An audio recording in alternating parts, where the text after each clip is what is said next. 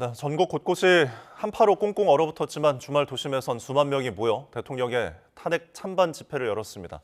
장외 여론전에 나선 정치권, 조청래 전 여의도연구원 부원장, 김만흠 전 국회 입법조사처장과 함께 짚어보겠습니다. 어서 오십시오. 네, 안녕하세요.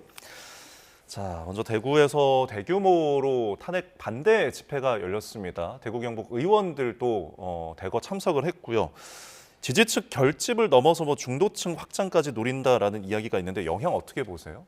오늘 동대구역 그 집회는 며칠 전에 부산역 집회보다 훨씬 크고 운집한 군중도 많았습니다. 예.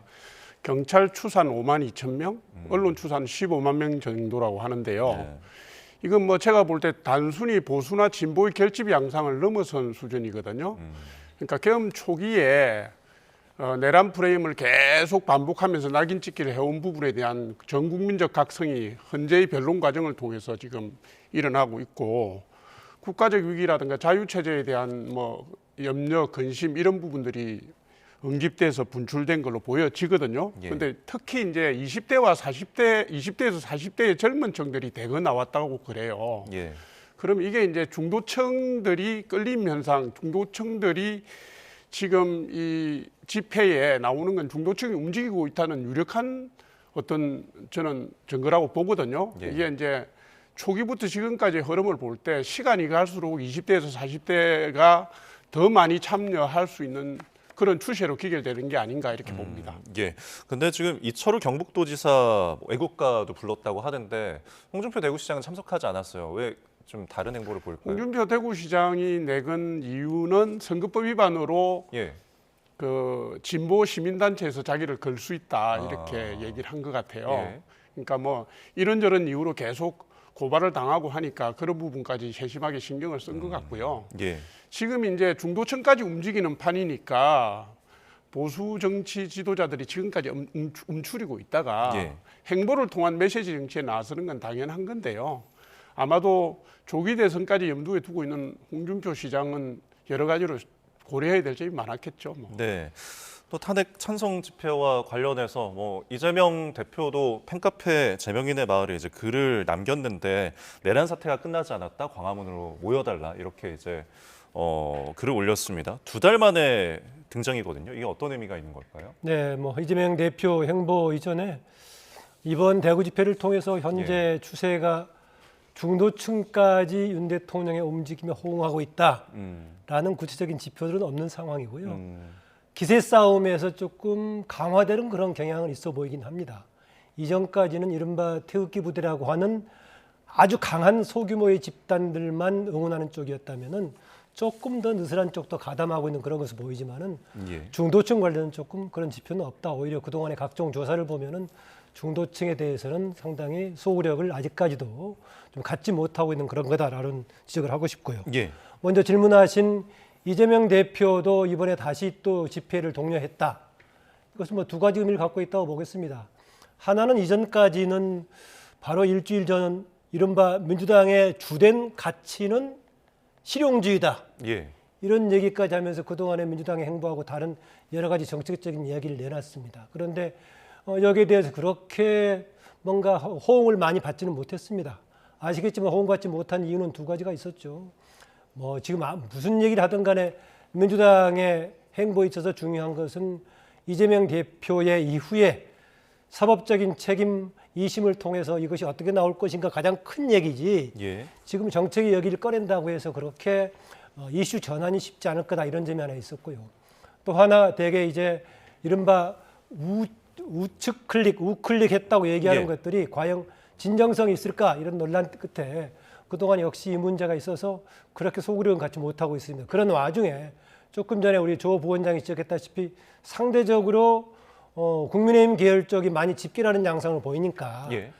기세 싸움에서 같이 가야 된다 이런 입장에서 주말 집회이기 때문에 같이 동원령을 내린 게 아닌가 그런 생각입니다. 예, 서로의 기세 싸움을 확인할 수 있었던 찬반 집회였는데 지금 윤 대통령 역시 지금 면회를 계속 오는 여당 의원들을 만나고 있고요. 뭐 이 자리에서 모래알이 돼서는 안 된다. 어떤 결집 메시지를 계속 전하고 있습니다. 옥중 정치의 영향력 건재하다고 볼 수 있을까요? 뭐 직무는 정지되었다고 하더라도 네. 현직 대통령이시잖아요. 그러니까 뭐 접견을 하거나 면회를 할 때 나라 걱정, 민생 걱정하고 국민 통합이라든가 당의 단결을 당부할 수 있는 거죠. 예. 그런데 이제 시기가 엄중하니까 무슨 말씀을 하시든지 간에 정치적으로 해석이 되고 더 심해지잖아요. 예. 뭐 그런 측면이 있는 거고요. 지금 이제 아까 말씀드렸다시피 국민들이 내란 프레임, 반복적인 내란 프레임에 휩쓸리지 않고 나라를 걱정하고 자각하는 현상들이 나타나면서 네. 실질적으로 대통령의 한 말씀 한 말씀이 힘을 얻어가는 메시지 정치가 작동하는 구조가 다시 작동하는 구조가 되었다고 보고 예. 그래서 이제 전원 정치 메시지 정치가 의도를 했든 하지 않았든 예. 향후 전국에도 계속적으로 영향을 미치고 국민들 정서에도 영향을 미칠 수밖에 없는 구조로 예. 이행되고 있다 이렇게 예. 봅니다. 메시지 정치가 작동하고 있다. 지금 윤상현 의원이 이제 계속해서 만나는 의원들이 뭐 30-40명 정도 되고 지금 앞서서 국민의힘 지도부에서는 뭐 개인적 방문이라고 했지만 연이어서 지금 이렇게 대통령 면회가 이어지고 있는데 이렇게 스킨십이 뭐 양적으로 질적으로 늘어나는 것들이 리스크는 좀 없을까요? 그러니까 기본적으로 지금 당 지도부 차원에서는 뭐 예의 정도로 방문한다라고 봐야겠죠. 예. 권영세 비대위원장도 그렇게 표현을 했습니다. 특별한 의미를 두지 않는다. 오늘 만나는 것도 30분 정도 얘기였었고 무슨 정치적인 얘기는 옆에서 다 보고 있는데 할 수 있겠느냐 해서 그런 차원이고요. 지금 현재 윤석열 대통령 빼놓고는 별도로 당의 그 구심점이 없기 때문에 예. 윤석열 대통령 중심으로 움직이는 그런 경향이 있습니다. 그렇다고 해서 윤석열 대통령을 중심으로 움직이는 것이 이후에 혹시 나올지도 모를 조기 대선 국면에서 과연 국민의힘에 도움이 될 것인가 이건 별도의 문제라고 봅니다. 예. 그러나 현재는 국민의힘 내부에 다른 구심점이 없기 때문에 그쪽으로 이제 치우치는 경향이 있고요. 또 하나 윤석열 대통령과 관련된 움직임은 상대적으로 지금 이재명 대표를 중심으로 한 민주당과의 경쟁, 맞서는 분위기에 상대적으로 윤석열 대통령이 서 있기 때문에 예. 그쪽을 중심으로 움직이는 거다 그렇습니다. 그래서 현재는 그렇게 움직이지만은 만약에 이후에 혹시 조기 대선이 치러질 경우 움직인다면은 예. 윤석열 대통령을 구심적으로 움직이기는 어려울 것이다. 아무래도 예. 그것은 버리고 갈 수밖에 없을 것이고 다시 새로운 뭐 미래 권력을 중심으로 재편되는 것이 불가피할 거다라고 봅니다. 예. 지금 언급하신 조기 대선이 정치권에서는 굉장히 이제 좀 신경이 쓰이는 부분인데 권영세 비대위원장은 직무 정지일 뿐 어쨌든 우리 당의 대통령이다라고 하고 있잖아요. 그러면 이 여당 내에서 대선을 언급하는 것 자체 조금 조심스러워야 되는 거 아닌가요? 일단 1호 당원인 건 맞고요. 예. 탈당하신 적 없고 예. 지금 무죄 추정 원칙 위해서 현직 대통령의 직을 유지하고 계시니까 특별한 사실은 형법 재판도 아직 시작이 안 됐지 않습니까? 예. 20일부터 들어가고 형법 위반. 그다음에 현재 지금 심리도 진행 중이고 심판도 진행 중이고 그러니까 표면상으로 내재적으로 큰 변화는 없습니다. 그리고 국민의힘이 지금도 여당이고요. 예. 국정이라든가 정국이라든가 이 부분에 대해서 막중한 책임감을 갖고 있는 정당이니까 비상대책위원장이 그렇게 얘기하는 게 무리가 아니라고 봅니다. 그러니까 아무리 이 잠재적인 대선 후보들이 아무리 마음이 바빠도 예. 이걸 자꾸 이렇게 대통령 탄핵에 대해서 언급을 한다든가 예. 정치적 움직임을 암시하는 메시지를 낸다든가 이런 부분은 역풍을 불러올 수밖에 없어요. 그러니까 인간적이지 못한 사람이 될 수 있기 때문에 예. 지금 당으로서는 당으로서의 도리를 다 하려고 하는 거고요. 예. 그 흐름으로 봐주시면 됩니다. 저는 덜도 더도 의미를 부여하거나 뺄 필요가 없다 이렇게 봅니다. 알겠습니다. 인간적인 차원도 있겠지만은 예. 지금 권영세 비대위원장이 염두에 두는 것은 조기 대선을 자꾸 언급하다 보면은 당연히 헌재에서 탄핵되는 것을 전제로 얘기하는 것이기 때문에 예. 지금 심지어 당 주변에서 일부에서는 탄핵을 반대하는 쪽도 있는데 네. 탄핵을 전제로 하는 입장이 되어버리니까 그건 조심해야 된다라는 차원에서 아마 권 비대위원장이 조기 대선을 전제로 얘기하지 말라 이런 얘기하는 것 같습니다. 예. 그런데 이제 국민들의 시각에서 보면 이제 여론조사에서 나타나는 게 지금 차기 대통령 적합도는 이재명 대표가 박스권에 있지만 어쨌든 우위에 서 있는 상황이고요. 그리고 정권 교체 비중이 조금 더 높습니다. 이제 반 정도 되는데 이런 것들이 여당에선 조금 뭐랄까요? 곤란한 상황이진 않을까요? 그러니까 만약에 조기 대선으로 간다면 시간적으로 한계가 있다는 점에서 마음이 바쁜 측면은 숨길 수가 없겠죠. 예. 그러나 지금 각종 여론조사 결과로 나오는 내용만 보면은요, 오히려 이재명 대표의 한계를 명확하게 보여주는 거다 이렇게 보여져요. 각종 여론조사에서 이재명 대표에 대한 지지율은 20%에서 20% 후반에서 30% 중반 정도의 박스권에 갇혀 있잖아요. 예. 그러니까 탄핵을 찬성하는 여론이 50%가 넘는데 이 부분도 흡수를 못하고 있고 대부분의 여론조사에서 더불어민주당에 대한 지지보다도 더 적게 받는 그런 상황이어서 지금 아마 민주당이 말은 못해도 안에서 난리가 났을 겁니다. 거기다가 이재명 대표에 대한 비호감도가요. 40에서 50% 정도 조사 결과에 따라 다르지만은 대개 지지율보다 10% 이상 차이가 나는 걸로 나와요. 그래서 지금의 그 한계가 보여주는 현상은 국민의힘 내부의 딜레마라기보다는 예. 오히려 이재명 대표와 민주당의 딜레마로 해석하는 게 맞지 않나. 지금 국민의힘 후보들은 아직은 뭐 대선에 대해서 의견을 내놓을 수도 없고 공개적으로 움직임 바도 없기 때문에 네. 흥행 요소도 그렇고요. 시간이 갈수록 세를 붙여갈 수 있는 측면이 있지만 이재명 대표는 2년 이상 일극체제로 왔는데도 지금 이 형편 아닙니까? 예. 그러니까 밖에서 보는 표면적인 것과 내부 사정을 보면 훨씬 다를 거다 저는 예. 이렇게 보고 있습니다. 이런 여론조사가 민주당의 오히려 딜레마다라고 하셨는데요. 네, 그런 부분이 있습니다. 그렇기 때문에 최근에 민주당에서는 이제 미래 비전 중심으로 움직이려고 실용주의를 꺼냈던 거죠. 예. 그렇지 않으면 지금 그동안은 주로 내란 프레임을 가지고 움직였었죠. 그래서 초반에는 내란 프레임이 민주당한테 도움이 됐습니다. 왜냐하면은 현재 윤석열 대통령과 여당이 내란의 주도자고 아니면은 내란 동조를 하는 사람들이기 때문에 공세가 먹혔는데 그게 일정하게 가다 보니까 너무 과하다라는 느낌이 있어가지고 오히려 부작용이 있었단 말이죠. 그래서 미래 비전 중심으로 움직이는 이런 경향이 있었는데 아직까지 효과를 보지 못하고 있는 그런 상태입니다. 예. 실용주의 논란 나왔다가 다시 수정하는 상태고요. 그리고 조금 전에 나왔던 지표 우리가 화면에 봤던 게 정권 교체는 50, 그 전에 탄핵에 대한 동조는 55, 그 전에 개헌 문제는 또 더 높단 말이죠. 예. 그래서 정권 교체가 그나마 50으로 상대적으로 높기는 하지만은 정권 재창출에 비해서 높기는 하지만은 상대방이 이른바 실패한 비상계엄이란 이런 패착을 뒀음에도 불구하고 이런 국면에서도 상대가 정권 재창출 의견이 41% 나온다는 것은 예. 상대적으로 오히려 야당한테 뭔가 각성해야 될 부분을 던지는 그런 대목이라는 지적에 대해서 저는 공감합니다. 그래서 이번에 나왔었는데 예. 역시 문제는 우클릭이라든가 실용주의 구호로 그 문제를 해결할 수 있을 것인가. 예. 근원적으로는 당을 주도하고 있는 이재명 대표의 이후의 정치적인 행보라든가 향배가 변수가 될 수밖에 없다. 아무리 정책적인 비전 논란하더라도 이후에 사법적인 판단에서 과연 해소가 될 수 있을 것인지 계속 뭔가 리스크가 걸려 있을 것인지 이게 변수가 될 수밖에 없는 상황입니다. 예. 그러면 민주당에서 그러니까 이재명 대표에 대한 부분들 지금 실용주의나 우클릭을 하고 있는 것들이 실질적으로 어떤 효과는 적다고 보시는 거예요? 말씀드렸으면 효과가 없는 거죠. 왜냐하면 국민들이 봤을 때 이재명 대표가 나와서 실용주의 얘기하고 있고 반도체 관련해서는 탄력금 문제를 확대하겠다 이런 얘기했을 때 예. 그걸 보겠습니까? 아니면은 이재명 대표가 차기 대권 선두주자를 달리고 있는데 이 길로 계속 갈 수 있을까? 선거법 위반 2심이 과연 1심대로 유지가 될 것인지, 예. 뭐 다른 여러 가지 범죄들 이후에 어떻게 나올 것인지 이런 데 초점을 갈 수밖에 없는 거다.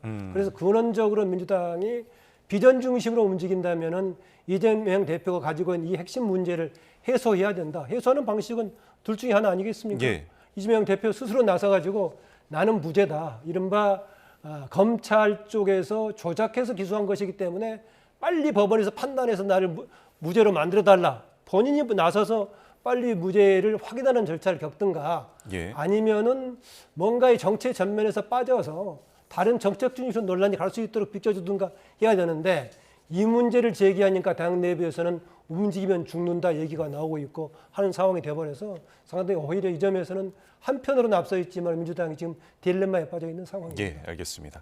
지지층 이야기 좀 해볼게요.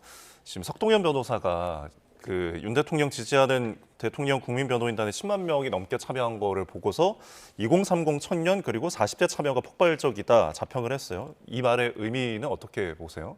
이게 지금 국민변호인단 관련 광고가 나간 게 2월 1일로 알고 네. 있습니다. 그런데 2월 8일자 그 10만 명 돌파 얘기를 석동현 변호사가 했는데요. 예. 이게 지금 2월 13일 날 뭐 청계광장에서 발대식을 한다고 그래요. 이게 그 내용 중에 20대에서 40대가 대폭 참여를 해서 깜짝 놀랐다. 뭐 이 예. 내용입니다. 이 내용인데 최근에 탄핵 반대 집회에 부산도 그렇고 대구도 그렇고 광화문 뭐 여의도도 그렇고 젊은 층들이 대거 나오는 현상과도 연관이 있는 듯 하고요. 최근에 각종 여론조사에서 20대에서 40대의 윤 대통령에 대한 지지율이 변하는 현상, 높아지는 현상과도 관련이 있는 것 같습니다. 이게 이제 말하자면 상황의 전모가 엇갈린 정언들 속에서 상황의 전모가 실체적 진실이 점점 드러나면서 예. 전 세대에 걸쳐서 윤 대통령에 대해서 힘을 실어 주려는 경향이 강화되고 있는 추세고요. 보다 적극적으로 직접적으로 행동으로 보여주려는 사람들도 늘어나고 있는 추세라는 걸 반영하는 예. 거다 이렇게 봅니다. 알겠습니다. 그럼 이렇게 이제 젊은 보수층들이 이동하는 것은 또 한편으로 뭐 이재명 대표에 반해서 그런 움직임이 일어나는 거다라는 시각도 있는데, 그럼 민주당에서 이에 대해서 또 대응 전략이 필요할 것 같은데요. 최근 상황에서는 일정하게 움직이겠지만은 과연 그것이 젊은 층의 보수층 전체가 움직이느냐, 몇 개의 징후들은 이제 볼 수가 있겠죠. 예. 아까 10만 명 말씀하셨는데요. 현재 대한민국 인구가 5,200만, 5,175만입니다. 유권자에 한정하더라도 4,400만입니다. 만약에 특히 정치적으로 동원한다면은 10만은 그게 크게 의미가 없을 수 있습니다. 예. 다만 이제 적극적인 행동하는 사람이 이렇게 뭔가 호응하고 있다 이런 정도의 의미는 되겠지만 이게 유권자 전체의 징표로 쓰기는 한계가 있다는 좀 말씀을 드리고요. 민주당의 대응 전략 앞서 말씀드렸었지만은 일반적으로 보면은 이재명 대표가 압도적으로 선두에 있고 또 정권 교체론이 조금 앞서는 이런 분위기에 있지만은 그래도 먼저 이 국면에서 대통령이 탄핵 재판을 받고 있고 지금 그 여러 가지 지금 구심점도 여당이 없는 상태에서 이 정도라는 것은 분명히 지금 민주당의 한계가 있다라는 것인데 돌파 전략이 맞서는 대응 전략을 하고 있습니다. 하나는 말씀드렸다시피 뭔가 정책 비전을 중심으로 움직이겠다고 중도층을 끌어들이는 전략 차원에서 예. 실용주의를 얘기하고 있고요. 다른 한쪽은 또 반대로 움직이고 있습니다. 이재명 대표를 중심으로 단일 대화로 움직여라. 다른 쪽으로 움직이면 안 된다. 예. 라고 나서서 전에 아까 제가 앞서 예를 들었던 움직이면 죽는다, 죽인다라고 했던 최민희 의원이 다시 단일 대우를 강조하고 있고 예. 장외에서는 늘 이럴 때 나서는 유시민 작가 등이 계속 나서고 있는 상황에 두 개는 충돌하고 있습니다. 네. 이대로 간다는 것은 결국은 이재명 대표를 중심으로 움직인다는 건데 그 상황에 대한 반작용으로 지금 탄핵 정국을 자초한 그 정당과 거의 비슷비슷하게 가고 있는 상황인데 예. 그 부분은 딜레마입니다. 실용주의는 또 이거 충돌하고 있고요. 맞습니다. 자, 언급하신 이제 단일 대우와 관련된 이야기 좀 더 나눠 보겠는데요. 이 민주당이 어쨌든 윤 대통령에 대해서는 탄핵에 대해서는 단일 대우 형성하고 있습니다. 하지만 조기 대선을 놓고서는 계파 갈등이 수면 위로 올라왔는데 두 분의 발언 들어보시죠. 이재명 네가 못 나가지고 지난번 댄스 때 진 거야 이런 소리 하고 왜 망하는 길로 가냐 이거야. 저는 그 입틀막의 현상이 우리 당 안에서도 벌어지는 건 이미 오래전부터 벌어진 일이라고 생각합니다. 네, 왜 망하는 길로 가느냐 언급하신 것처럼 유시민 이제 전 노무현재단 이사장이 이야기를 했습니다. 이게 어떤 길을 이야기하는 걸까요? 누가 망하느냐 했을 때 지금 민주당을 얘기하고 있는 것 같은데요. 예. 그런데 유시민 본인이 작가라고 불러달라고 유시민 작가는 근래 별로 상황 진단에 대해 적합한 진단을 별로 한 적이 없어요. 팩트에 대해서도 그렇게 맞은 적이 없었고요. 아시다시피 좀 사실하고 다른 주장을 해가지고 지금 뭐 벌금 500만 원 받았었고 예. 3천만 원 지금 배상금까지 지금 재판받은 상황 아니겠습니까? 참고로 제가 말씀드리자면은요. 유시민 작가의 그 발언의 신뢰도 관련해 가지고 전에 그 예능 프로에 알쓴 신잡이라는 데 프로를 나왔었는데 예. 그 PD가 나중에 나영석 PD라고 유명한 분이죠. 무슨 얘기했었느냐? 유시민 작가가 역사 얘기를 자주 하는데 나중에 보면 다 틀렸더라. 조금 틀린 게 아니라 많이 틀렸더라. 그래서 편집하면 되게 많이 빠진다. 이렇게 얘기할 정도였는데 이런 발언하는 것이 과연 맞는 것인가? 왜 그러냐면은요. 이게 나왔을 때 그 지금 이 얘기하면서 최근에 거론되고 있는 김부겸, 정세균 등등 이런 사람들이 네. 바로 직업을 바꿔라. 다른 길로 가라고 했잖아요. 했는데 유시민 전 총리가 어제 오늘 해가지고 그 민주주의는 어떻게 무너지는 것인가 이 책을 들고 자기 책 좀 많이 읽겠다라고 얘기했어요. 저는 상징적으로 대꾸했다라고 보는데요. 그 책이 뭐냐면은요. 나라의 관용이 없어지는 예. 상대방을 관용하지 않는 다양성이 죽으면 민주주의가 무너진다고 했었는데 예. 바로 지금 유시민 작가라든가 다른 당에서 강경파들이 하고 있는 것이 다양성을 제기하면 죽는다, 죽이는 길이다 얘기하고 있는데 네. 스스로 반민주주의의 길을 가면서 누가 망한다를 얘기를 하고 있는가 했을 때 그동안에 여러 가지 평가도 있지만 최근에 이번 관련 발언을 관련해서는 오히려 예. 민주주의 문제를 방해하는 반민주적인 발언이 아닌가 저는 그렇게 봅니다. 예. 지금 이 비명계 인사들의 어떤 갈등, 그 각을 세우는 모습 어떻게 보셨어요? 어떤가요? 지금 비명계 인사들 뭐 이 대표랑 각을 세우거나 좀 저런 그거는 발언들을 뭐 주고받는 2022년 것들을 대선 3월 대선 이후에 예. 전당대회 거치고 총선 거치면서 예. 이재명 대표를 비판할 수 있는 유의미한 정치 세력이 민주당에 있지 않다고 생각합니다. 그러니까 이분들이 지금 목소리를 높이는 것은 이재명 대표를 중심으로 한 대선 체제가 예. 승리 가능성이 높지 않다라고 자체 진단을 하고 사법 리스크 이제 항소심 판결도 뭐 예를 들어서 3월 달에 나온다든가 하면 대법까지 안 가더라도 예. 민주당이 대선에서 승리하기 힘들 수도 있다라는 가정을 전제로 나오는 거예요. 네. 그러니까 이재명 대표의 리더십이 실용성이 없다고 보고 나오는 대안 리더십을 선택적으로 제시하는 거라서 메시지 정치에 주력할 수밖에 없거든요. 행보 메시지 그다음에 언급 메시지밖에 없는데 이렇다고 해서 지금 민주당의 체제가 변하지 않습니다. 예를 들면 유시민 지금 말씀하셨지만 유시민 작가 같은 경우에는 진보의 가치 얘기하고 정치의 다양성 얘기를 자기의 트레이드 마크처럼 얘기하던 분이 다른 예를 들어서 잠재적 후보들의 얘기들을 갖다가 자범 취급해 버리잖아요. 이거는 민주당이 이재명 일극 체제로 계속 강화되어 온 그간의 행적의 자책골이 분매량 효과라고 볼 수가 있고요. 예. 민주당이 더 이상 생산성이나 흥미를 유발할 수 없는 그런 구조에 봉착했다라는 걸 반증하는 건데 그럼에도 불구하고 민주당 내에서 이에 대한 뚜렷한 경각심이라든가 분발이라든가 이런 게 안 보이잖아요. 예. 민주당의 위기라고 봅니다. 알겠습니다. 자, 주제를 조금 더 추가해 보겠습니다. 탄핵 공방 그리고 조기 대선 가능성 두고서 정치권이 이렇게 신경전을 벌이는데 대왕고래 프로젝트까지 기름을 부었습니다. 이 지난해 6월이었죠. 윤 대통령이 국정브리핑 1호 안건으로 깜짝 발표를 했던 당시 모습 보고 오시죠. 최대 140억 배럴에 달하는 석유와 가스가 매장되어 있을 가능성이 매우 높다는 결과가 나왔고 유수 연구기관과 전문가들 검증도 거쳤습니다. 네, 굉장히 기대를 모았던 대왕고래 프로젝트 이야기인데 유의미한 수준이 아니라는 이제 1차 시추 결과가 나왔습니다. 야당에서는 대국민 사기극이다, 대왕 사기다라는 언급까지 하고 있잖아요. 국정조사 검토까지 하는 건가요? 애초에 20% 정도의 확률이라고 했기 때문에 예. 뭐 보장된다라고 했으면 사기라고 할 수 있겠지만은 네. 사기라고 하긴 좀 어렵습니다. 다만 저는 이 발표할 때요. 지난해 6월 달인가 대통령 국정브리핑 방식으로 조금 전에 화면에 나왔던 거 네. 아니겠습니까? 그런 대통령 했을 때 저는 이게 너무 정치적으로 좀 부풀리는 경향이 있지 않는가 좀 신경이 쓰였습니다.